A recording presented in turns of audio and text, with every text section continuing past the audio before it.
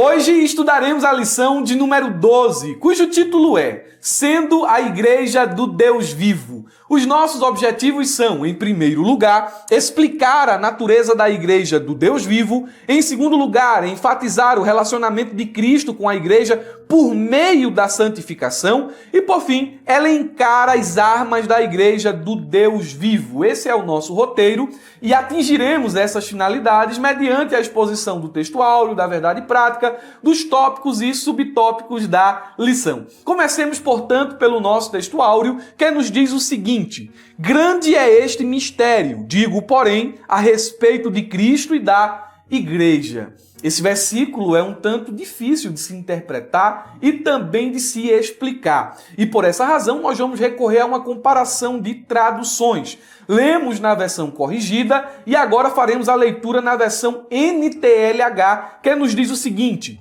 há uma verdade imensa revelada nessa passagem das Escrituras. E eu entendo que ela está falando a respeito de Cristo e da Igreja. A que passagem o apóstolo Paulo está se referindo aqui?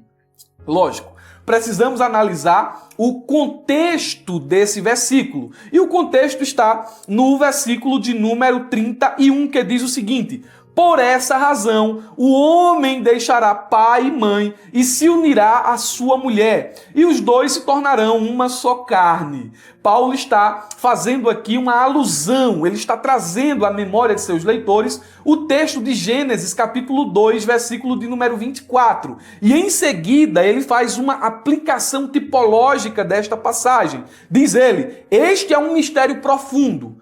A que mistério ele está aludindo aqui, já que ele cita uma passagem que fala sobre o casamento? Ele diz: olha, eu me refiro, porém, a Cristo e à Igreja.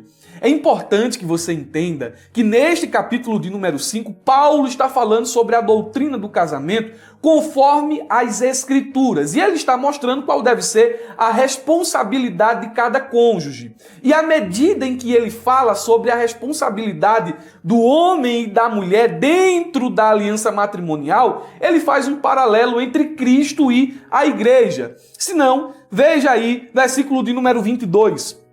A mulher deve ser submissa ao marido como é submissa ao Senhor. Então está falando do matrimônio e também está falando desse mistério que é o relacionamento de Cristo e a Igreja. O marido é o cabeça da mulher, como Cristo é o cabeça da Igreja. Versículo 23. No versículo 24, a Igreja está sujeita a Cristo como as mulheres devem ser aos maridos. Versículo 25, maridos devem amar as mulheres como Cristo amou a Igreja. Versículo 28, como Cristo, os maridos também devem amar a mulher como o seu próprio corpo. Versículo de número 30, assim como o marido e a mulher são uma só carne, nós também somos membros do corpo de Cristo. São verdades que Paulo está trazendo à tona por meio dessas passagens que acabei de mencionar. O mistério é muito grande. Então nós já entendemos aqui que quando Paulo utiliza essa palavra mistério, ele não está unicamente se dirigindo de forma exclusiva ao matrimônio, mas ele está fazendo essa comparação do matrimônio com a união entre a Igreja e Cristo. O fato, preste atenção, de aquilo que é fisicamente distinto poder ser visto como uma unidade é um mistério. Homem e mulher são fisicamente distintos, mas por meio da aliança matrimonial se tornam uma só carne. Aí Paulo olha para esse mistério e diz que também é assim Cristo e a Igreja. Isso é um mistério grande. E eu preparei um pequeno fluxograma da passagem em tela, em apreço, que vai clarificar a sua compreensão. Acompanhe comigo aí. Primeiro nós temos aí essa sentença que diz: grande é este mistério. O que é esse mistério tão grande? Será que esse mistério faz referência a algo que está oculto, que ninguém sabe o que é? Algo que ainda não foi revelado? Claro que não. Mistério é uma verdade revelada e nessa passagem aqui, essa verdade revelada não pode ser explicada pela lógica humana. Assim como a lógica humana não explica que no ato da união sexual dentro do casamento, homem e mulher se tornam uma só carne, não dá para explicar esse mistério que é a união entre Cristo e a Igreja. A verdade está revelada, mas não pode ser explicada pela lógica humana. Em seguida, Paulo diz o seguinte: digo-o, porém. Então, ele está deixando claro aqui a sua comparação e também a sua intenção. A intenção de Paulo fica muito evidente. Olha, estou tratando aqui sobre a doutrina bíblica do casamento, quais são as responsabilidades do homem e da mulher. Mas eu estou fazendo uma aplicação à união de Cristo com a igreja. Aí, a terceira sentença diz: a respeito de Cristo e da igreja. E aqui fica bem claro, o mistério do qual Paulo está falando. Nós vamos falar um pouco sobre isso aqui. Nós somos a igreja de Deus. E como igreja de Deus temos responsabilidades. A Bíblia utiliza várias metáforas para descrever a natureza da igreja. E isso nos dá um entendimento de qual é a função, de qual é o propósito da igreja e como Deus enxerga o seu povo. Nós vamos falar rapidamente aqui de pelo menos duas metáforas. A primeira metáfora é esta da noiva, ou da família. Nós somos a família de Deus, nós somos a noiva de Cristo, e à medida em que formos expondo aqui os tópicos da lição, nós traremos à tona outra metáfora, que é a igreja como coluna e fundamento, ou coluna e firmeza, ou coluna e alicerce da verdade. Vamos explicar mais detalhadamente essas metáforas à medida em que formos progredindo aqui no pensamento e na exposição da lição. A verdade prática nos diz o seguinte: a noiva de Cristo não pode ser mundana, pois ela é a guardiã da verdade revelada e suas vestes devem se manter imaculadas para as bodas do Cordeiro. Aqui nós temos presente, na verdade prática, lógico, duas metáforas teológicas, mas eu quero enfatizar apenas uma: a igreja como noiva. Essa metáfora aparece em Efésios, capítulo 5, versículo 25 ao 27, em 2 Coríntios, capítulo de número 11, versículo 2, em Apocalipse 19, versículo 7 ao 9, e em outras passagens mais. Então, essa metáfora aqui, ela aponta para a relação íntima, a relação de responsabilidade que existe entre Cristo e a igreja. A verdade prática ainda fala sobre a santidade da noiva de Cristo. Diz o texto, ela não pode ser mundana e suas vestes devem se manter imaculadas. E essa pureza aqui, esse estilo de vida de santidade, envolve tanto aspectos morais quanto doutrinários. Em seguida, nós temos aí dentro da verdade prática uma revelação de que a igreja é guardiã da verdade. Então, a igreja como noiva de Cristo, ou a igreja como coluna e firmeza da verdade, nossa segunda metáfora, ela tem a responsabilidade de preservar o conteúdo doutrinário que está aqui na Bíblia Sagrada. Preservar contra o quê? Contra as influências do mundo, contra as ações, as investidas do espírito da Babilônia, que tenta a todo custo reconfigurar o que está posto aqui. E a igreja tem essa missão de resistir às alterações que o espírito da Babilônia tenta fazer no nosso manual de regra, nossa regra de fé e prática. Se o espírito da Babilônia consegue mudar o que está escrito aqui, reconfigurar, e a igreja segue essa reconfiguração, ela se descaracteriza. Ela deixa de ser igreja e passa a ser parceira do mundo. Em seguida, meus irmãos, nós temos aí, ainda dentro da verdade prática, a menção às bodas do Cordeiro. Isso aqui é um assunto escatológico. As bodas do Cordeiro é esse evento futuro reservado exclusivamente para os fiéis, isto é, para aqueles que não atenderam aos convites do espírito da Babilônia. Somente os crentes lavados e remidos no sangue de Jesus, somente a igreja invisível, a noiva pura e imaculada de Cristo, participará das bodas do Cordeiro. Este evento é exclusivo e reservado aos salvos, aos santos. O falso crente não vai entrar lá. O ímpio não terá acesso a esse evento. Somente quem está em Cristo terá entrada garantida nas bodas do Cordeiro, nesse ato de consumação, de celebração da união entre Cristo e a sua igreja. A introdução da nossa lição, ela diz o seguinte, mas espera aí, antes eu quero lhe dizer que esse subsídio está disponível na descrição do vídeo. Tem um link aí embaixo, você pode clicar e baixar esse subsídio. Porém, se você quer ir além e fazer como os alunos da ferramenta EBD, você pode estar conhecendo, veja só, você pode estar conhecendo uma ferramenta que contém tudo o que o professor da escola dominical precisa em um só lugar. É a ferramenta mais completa da internet, com dinâmicas, com subsídios, com aulas tanto em vídeo como em MP3, para você ouvir no ônibus, para você ouvir quando estiver correndo, quando você estiver fazendo um exercício, quando você estiver fazendo qualquer outra atividade, com slides profissionais, cursos de capacitação, tudo isso tem na ferramenta EBD. E os alunos da ferramenta EBD patrocinam esse trabalho aqui no YouTube. É por meio deles que nós temos condição, que nós temos condição de estarmos aqui trazendo subsídios semanalmente para os irmãos do YouTube, tá bom? Então, fica o meu agradecimento aqui aos alunos da ferramenta EBD que recebem esta aula com antecedência e depois também fica o meu convite a você que está me assistindo por meio do YouTube a conhecer a ferramenta EBD. O link também está na descrição do vídeo. Vamos lá. A introdução diz o seguinte: os efeitos do mundanismo são percebidos quando a igreja deixa de ser pautada pelos valores da fé cristã. Eu li, confesso a vocês, li essa introdução e fiquei me perguntando duas coisas. Primeiro, o que é mundanismo? E segundo, quais são os efeitos do mundanismo? Veja bem, mundanismo, nas palavras do pastor John Piper, é uma mentalidade, uma visão de mundo que está saturada com os valores, as paixões e as prioridades deste mundo, em vez de estar saturada com os valores de Deus e de sua palavra. É isso que é mundanismo. É uma vida pautada pelos valores, pelas prioridades deste mundo e não pelos registros, pela escritura, pela palavra eterna de Deus. Lógico que isso desemboca em ações, isso desemboca em práticas, isso desemboca em...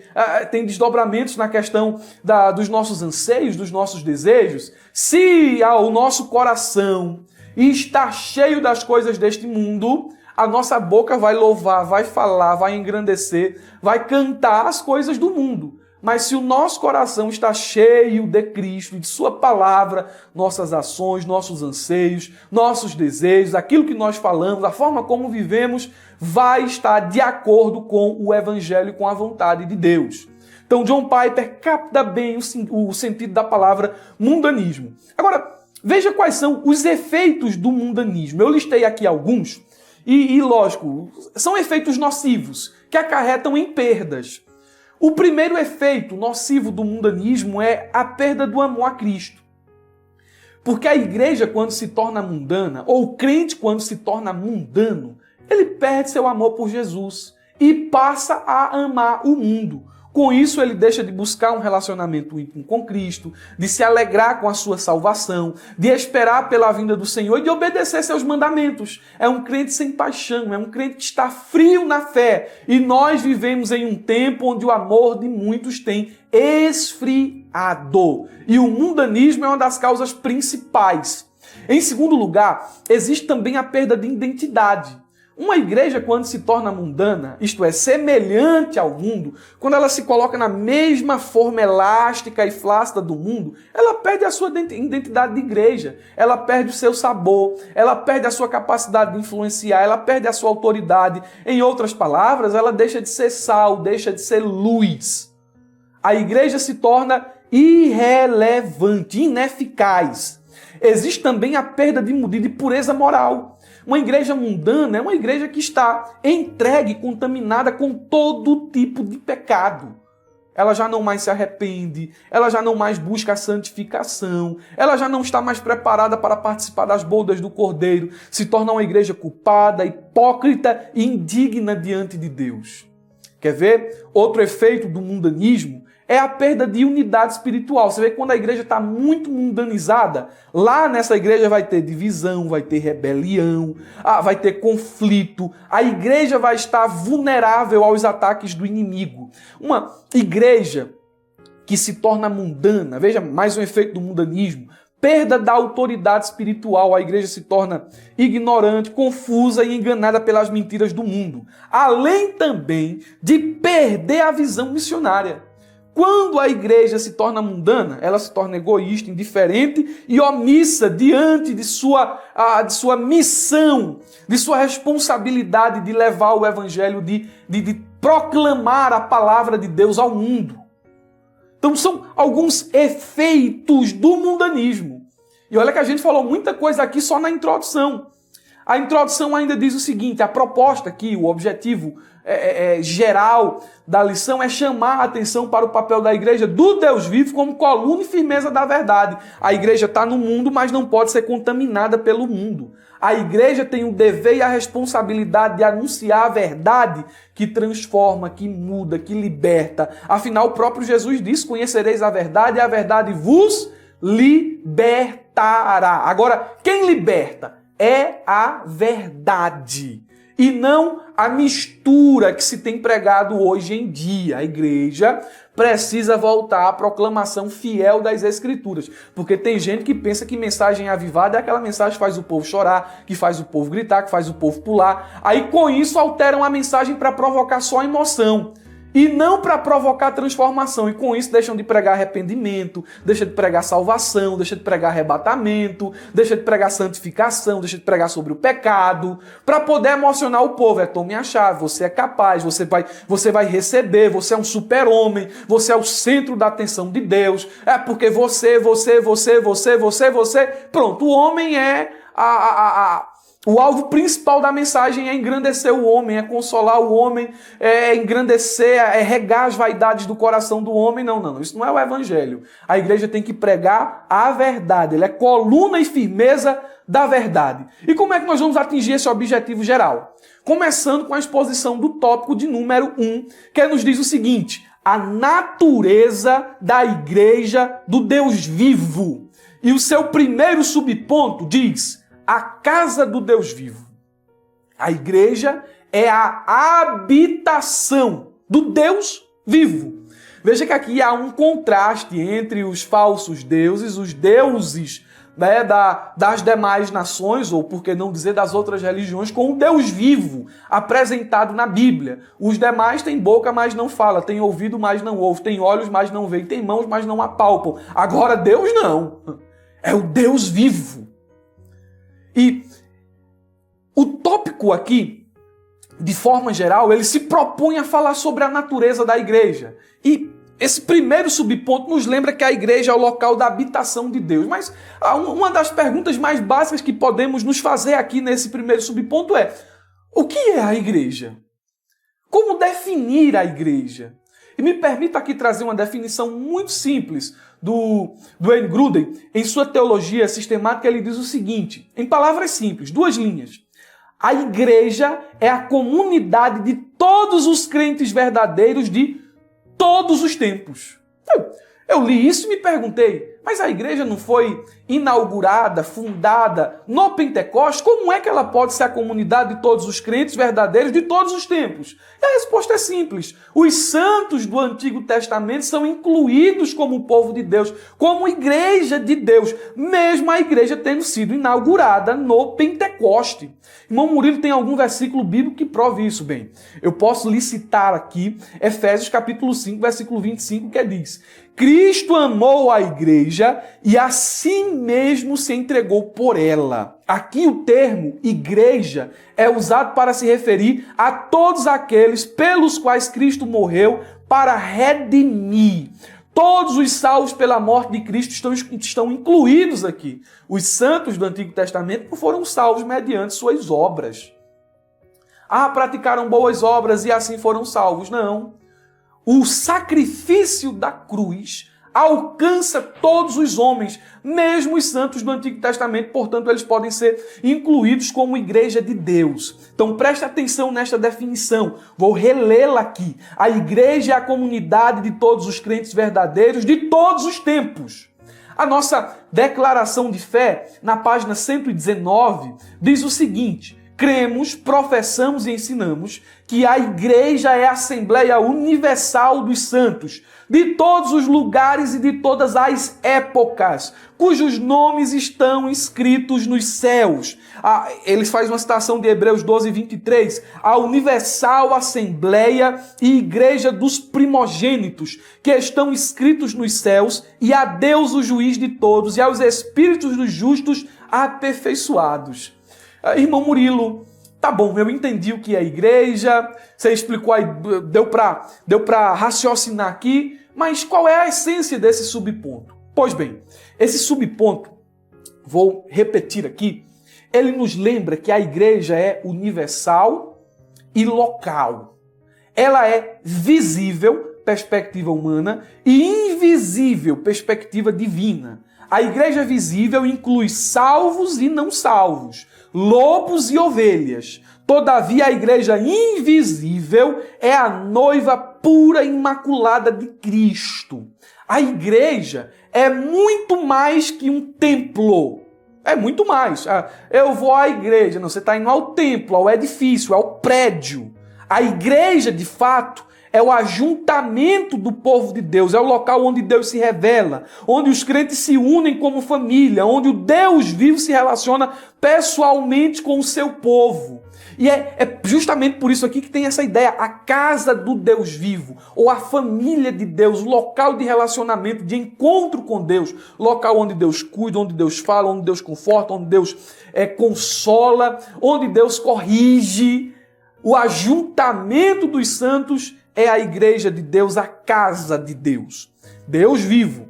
Em seguida, nós temos aí o subponto de número 2, coluna e firmeza da verdade. E aqui nós somos apresentados a mais uma metáfora.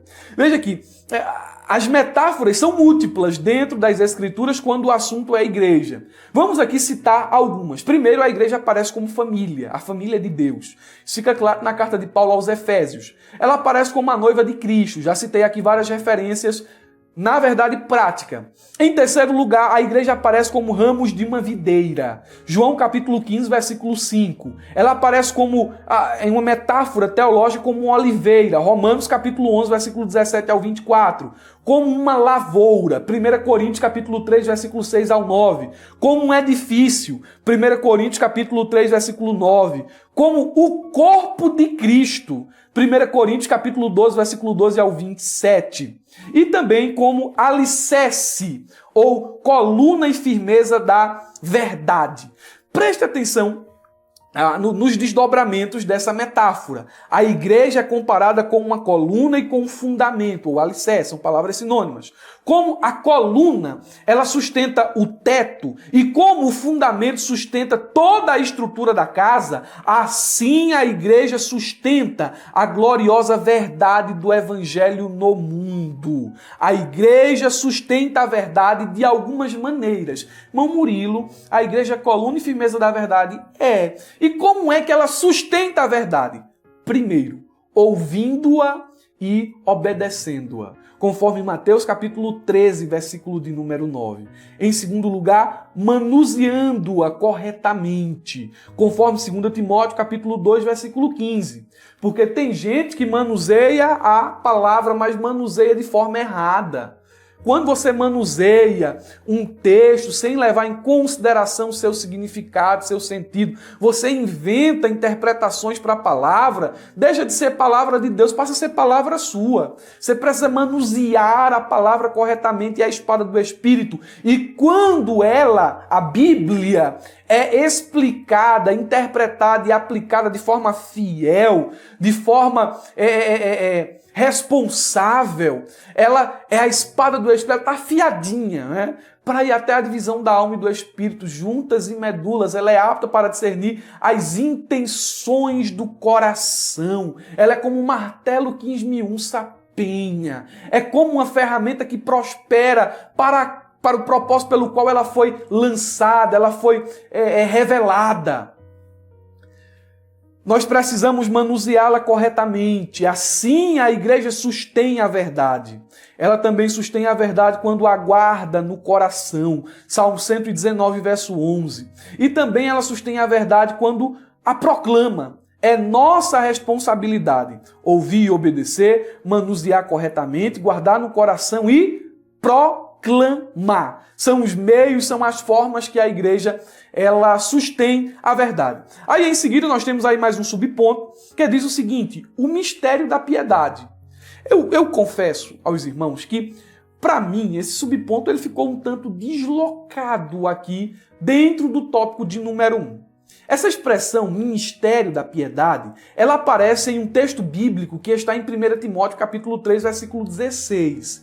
E esse texto bíblico diz o seguinte: e sem dúvida alguma, grande é o mistério da piedade. Novamente a palavra mistério aparece aqui, mas ela aparece como uma verdade revelada, não é uma verdade oculta. O mistério da piedade é uma verdade revelada e ele vai dizer o que é esse mistério da piedade. E as palavras que se seguem aqui no versículo 16, elas estão estruturadas poeticamente. É um cântico credo, é um hino credo. Ou seja, é um hino que contém um louvor, uma doxologia, que contém doutrinas chaves do cristianismo, fundamentos da fé cristã. Talvez seja por essa razão que esse tópico está aqui. Quais são os fundamentos, a base da fé cristã? A igreja não é a coluna e o alicerce da verdade? Então, o que é essa verdade? O mistério da piedade. O que é o mistério da piedade? O texto diz: aquele que se manifestou em carne e foi justificado em espírito, visto dos anjos, pregado aos gentios, crido no mundo, recebido acima na glória. Isso aqui é o mistério da piedade, é a verdade da qual a igreja é guardiã.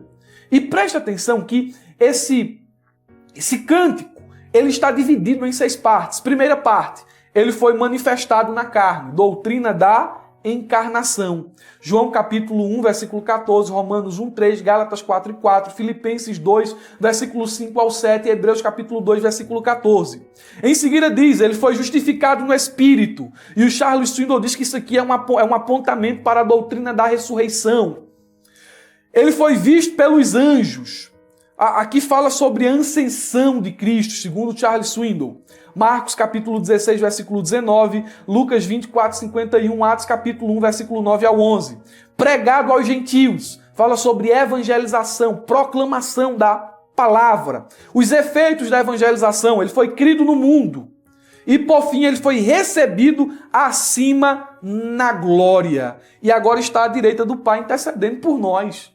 Isso aqui são os fundamentos do cristianismo que Paulo julgou necessário expor depois de trazer a metáfora da igreja como coluna e firmeza da verdade. Então preste atenção que a divisão ficou bem feitinha aí para você compreender os detalhes e as nuances desse texto. O tópico de número 2 diz o seguinte: Cristo e o relacionamento com a igreja. Aí nós temos o primeiro subponto desse tópico 2 que diz santificação e pureza.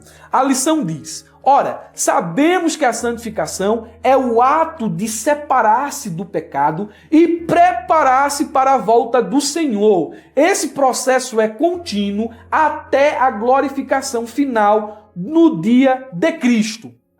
Veja, existe algo chamado santificação, que acontece na vida do crente de forma posicional quando ele levanta a mão e aceita Jesus. A santificação é uma operação do Espírito Santo que acontece exclusivamente na vida do salvo. O ímpio não pode dizer, sou santo, porque não faz parte de sua natureza morta e caída ser santo. Eu não posso chegar para um gato e dizer assim, fale, fale, fale. Ele não vai falar, ele vai miar. Eu não posso chegar para um cachorro e dizer assim, eu quero que você mie. Mie igual um gato. Ele não vai fazer isso porque não é da natureza dele miar, latir. Não é da natureza do gato falar, mas sim miar. Então preste atenção, o ímpio não pode ser santo porque não faz parte de sua natureza ser santo. Eu não sei se Herbert vai colocar aí na tela para vocês verem esse quadro que eu trouxe aqui no subsídio, mas se ele não colocar, você pode acompanhar no subsídio, que eu tenho certeza que você baixou. Veja como esse quadro é interessante.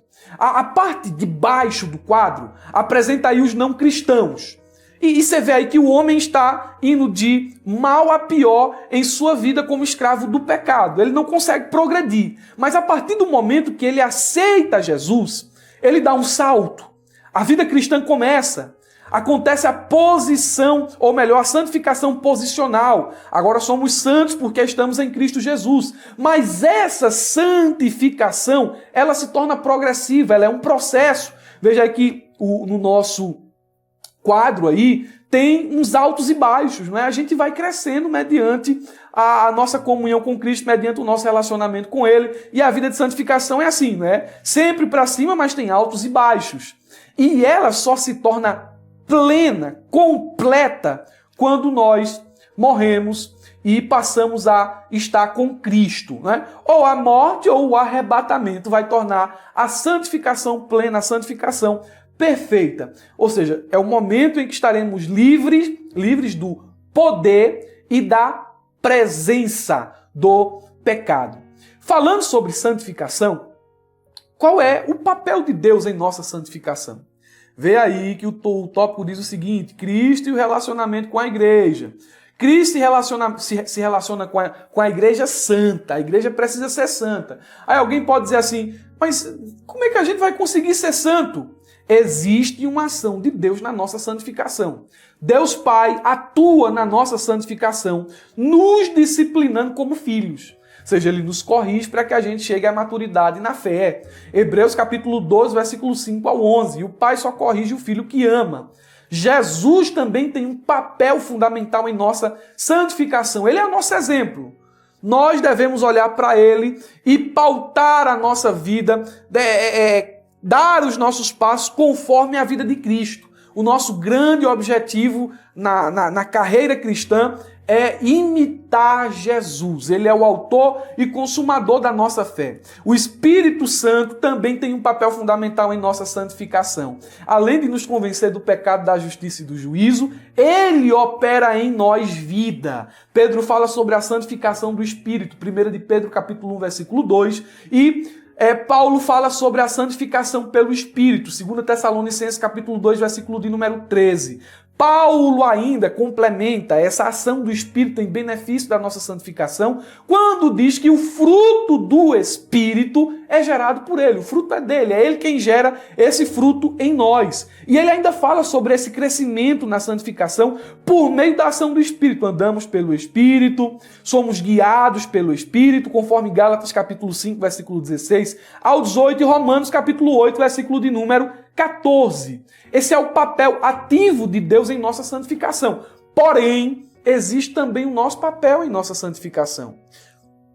Como assim, irmão Murilo? O nosso papel se divide em duas partes.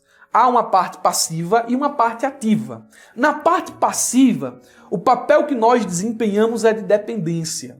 Nos colocamos na dependência de Deus para que Ele nos santifique. É Ele quem nos santifica e por isso nós nos sujeitamos a Ele, confiamos em Sua graça e obedecemos a Sua palavra. O nosso papel ativo é justamente esse esforço em perseverar na obediência. São os passos que nós damos em direção à obediência, a uma obediência mais perfeita, que nos levam a viver graus mais profundos em uma vida de santidade. Então esses são basicamente os dois lados da moeda quando o assunto é a santificação do homem e a santificação da igreja. A ação de Deus e a nossa responsabilidade individual. O subponto de número 2 diz o seguinte: gloriosa e irrepreensível. Preste atenção no que a lição fala. A santificação tem como alvo preparar uma igreja gloriosa, sem mácula, nem ruga, nem coisa semelhante, mas santa e irrepreensível. Efésios capítulo 5, versículo 27. A Escritura compara a relação de Cristo com a igreja com a do marido com a esposa. Assim, a igreja é a noiva de Cristo que se prepara para a festa nupcial. O que é que você espera da noiva, né? O que um noivo espera da noiva? Vamos lá. um noivo espera da noiva? Fidelidade, reciprocidade, amor, afeto. Então, existem expectativas do noivo a respeito da noiva. E existem responsabilidades da noiva para com o noivo e vice-versa. Quando nós olhamos para a riqueza dessa metáfora, nós extraímos dela algumas lições. Primeira lição: como noiva de Cristo, devemos amá-la acima de tudo e de todos.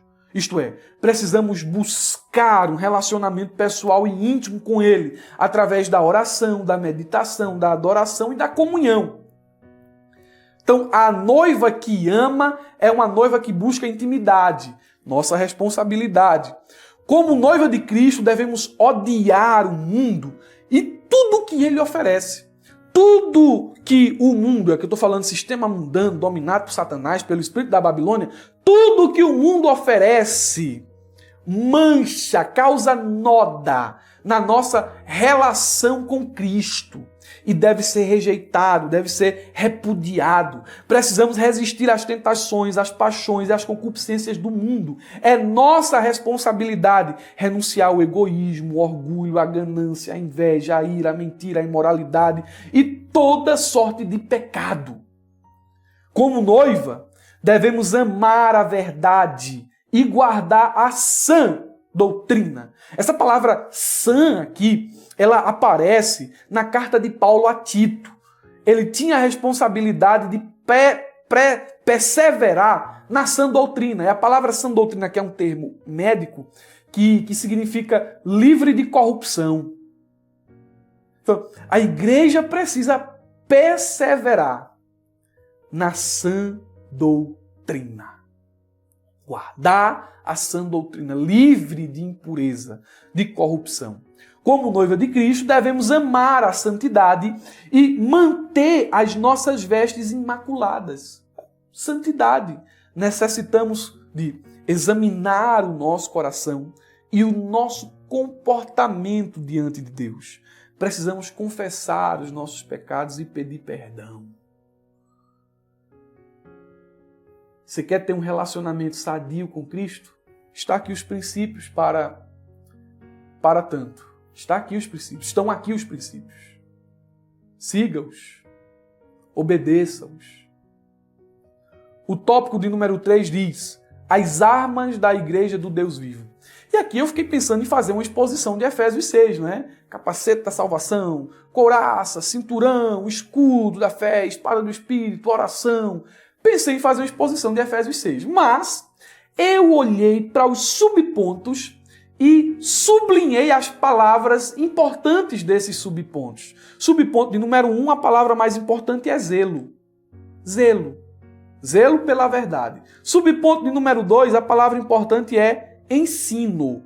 Ensino da verdade. Preste atenção. Subponto 1, o zelo pela verdade. A lição diz o seguinte: enfatizamos que a verdade bíblica é absoluta e imutável. Ou seja, o Evangelho de Cristo é a única verdade. Estamos falando sobre as armas da igreja do Deus vivo. Qual é a arma da igreja? A verdade.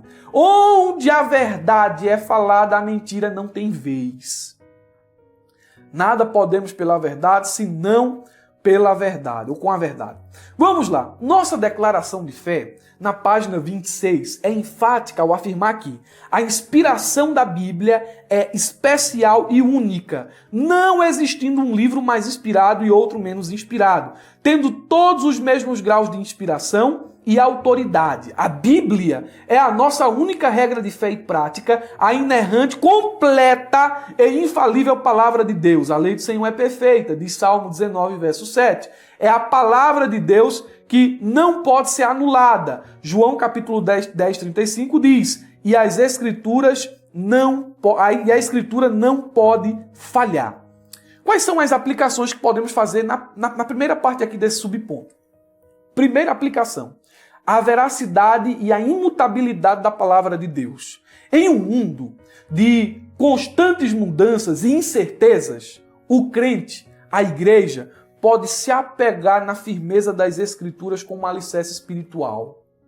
O espírito da Babilônia está conduzindo os seus escravos a construírem casas na areia. O vento sopra, a tempestade vem, as casas caem e essas pessoas estão lá, permanecem mortas espiritualmente. Mas, nessa sociedade líquida, que nem disse o filósofo Zygmunt Bauman, nessa sociedade onde os valores são voláteis, a gente tem uma verdade que é constante, imutável. Bíblia. O texto lá de Hebreus 13:8 diz assim: Jesus é o mesmo ontem, hoje e eternamente. Os evangelhos dizem que passa céu, passa terra, mas as palavras não passam, não caem por terra. Então, essa aplicação aqui ela é importante. Qual é a arma que a igreja tem para lutar neste tempo? Uma verdade imutável. Segunda aplicação, a exclusividade do evangelho. A verdade não é relativa. O espírito da Babilônia tenta impor isso, mas ela não é verdade, ela não é relativa. A verdade existe e ela é Cristo.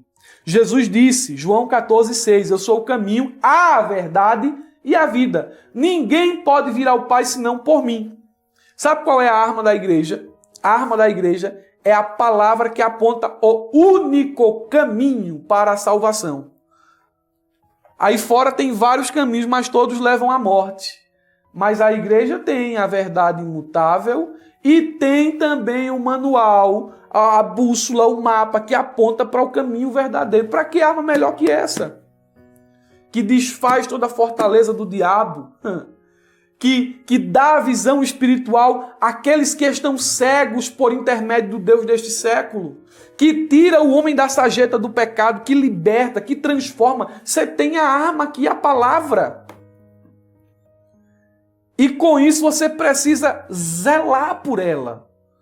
A lição diz, ainda nesse subponto, nesse caso a igreja é a fiel depositária dessa verdade.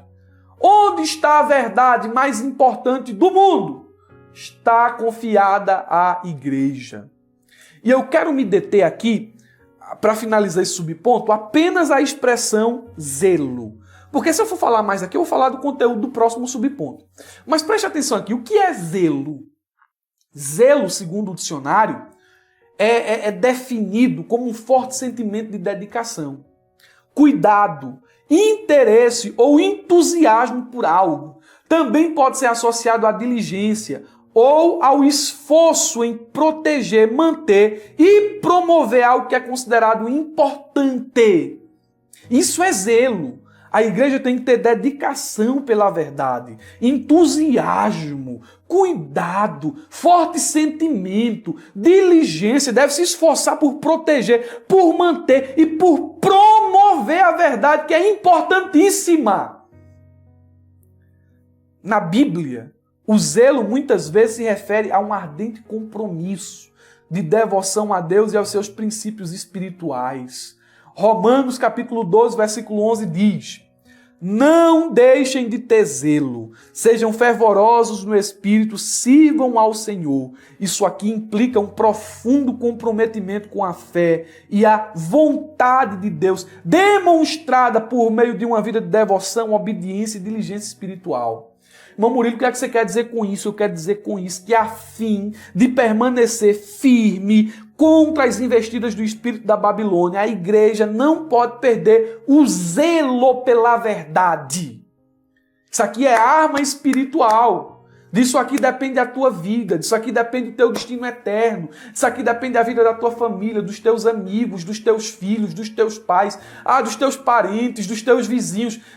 Depende isso aqui da verdade. Então você tem que ter zelo pela verdade, prezar a verdade.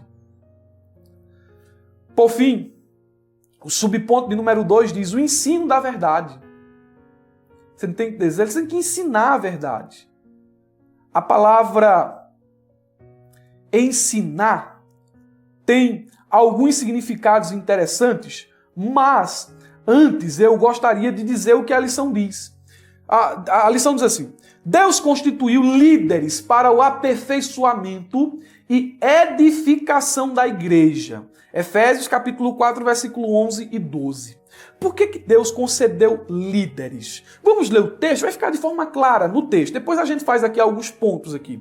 O texto diz o seguinte, eu vou ler o versículo 11 ao 15. E ele, quem Cristo, designou alguns para apóstolos, outros para profetas, outros para evangelistas e outros para pastores e mestres.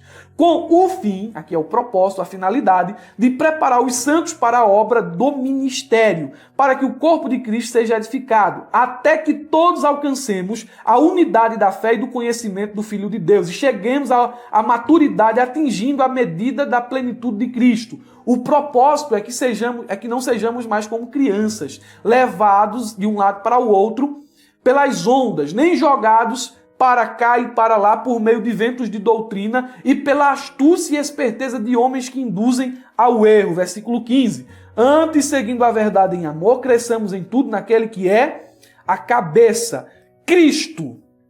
Então, o texto aqui está mostrando que Deus dá à igreja homens presentes, líderes que ensinem a verdade ao povo, o conhecimento da verdade e o bom manuseio da verdade é a maior arma que a igreja tem à sua disposição. Em termos gerais, veja só a importância do ensino. O ensino é o processo de transmitir conhecimento, informações, habilidades ou valores a outras pessoas por meio de métodos de instrução, de comunicação e educação.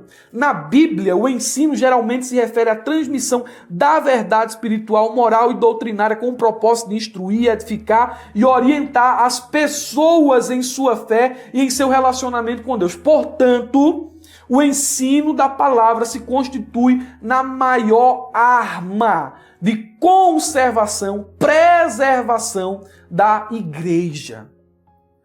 O versículo de número 12 nos diz que quando esses homens presentes, esses homens dons, apóstolos, mestres, doutores, evangelistas, profetas, eles ensinam a igreja, eles são fiéis ao ensino da palavra, eles estão, em outras palavras, equipando os santos para que os santos sirvam e, por fim, para que o corpo seja edificado. O versículo de número 14 nos diz que quando a liderança é fiel ao ensino da verdade, de acordo com a vontade de Deus, os santos são ativos no serviço do Senhor e 3 perigos são evitados. Quais são esses perigos? Primeiro, o perigo da imaturidade.